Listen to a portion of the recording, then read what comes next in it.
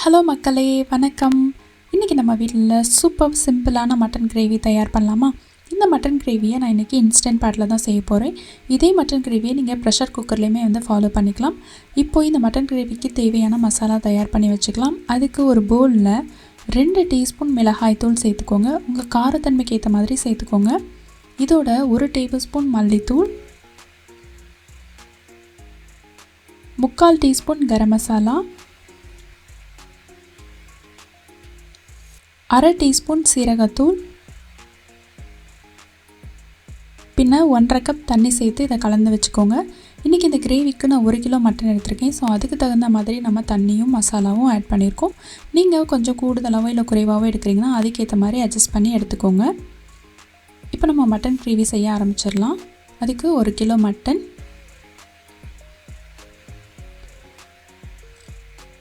நல்ல நீளவாக்கில் கட் பண்ண ஒரு பெரிய சைஸ் வெங்காயம்,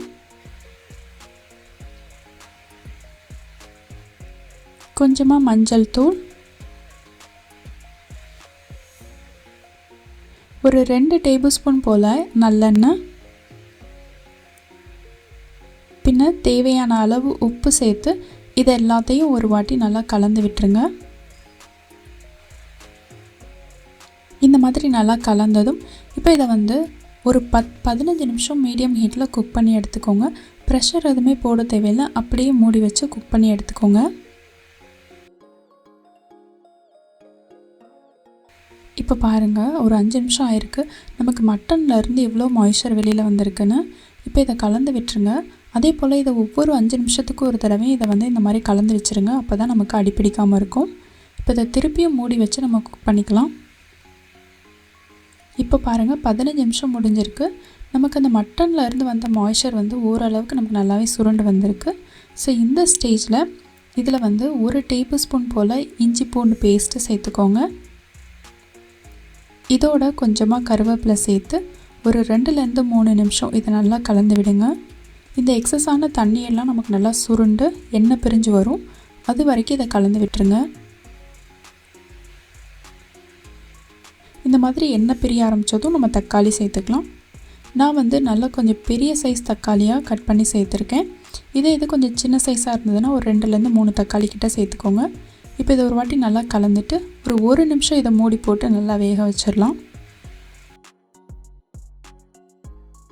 இப்போ பாருங்கள், தக்காளி எல்லாம் ஓரளவுக்கு நல்லா வதங்கினதும் இப்போ இதில் நம்ம ஏற்கனவே ரெடி பண்ணி வச்சுருக்கோம்ல மசாலா வாட்டர், அதை சேர்த்து கலந்து வச்சுக்கலாம். நீங்கள் இந்த மசாலா வாட்டர் சேர்த்ததும் உடனே ப்ரெஷர் எடுத்துட வேண்டாம். நல்லா கொதிக்க ஆரம்பித்ததுக்கப்புறமா தான் நம்ம ப்ரெஷர் போடணும். நீங்கள் இந்த மாதிரி இன்ஸ்டன்ட் பாட் பயன்படுத்துகிறீங்க அப்படின்னா இதை ஹை ப்ரெஷரில் 15 நிமிஷம் டைம் செட் பண்ணிக்கோங்க. இதை குக்கரில் ரெடி பண்ணுறீங்கன்னா மீடியம் ஹீட்டில் 25லேருந்து 30 நிமிஷம் டைம் செட் பண்ணிவிட்டு குக் பண்ணிவிட்டு வந்துடுங்க. இப்போ இது இருந்து வேகட்டும்.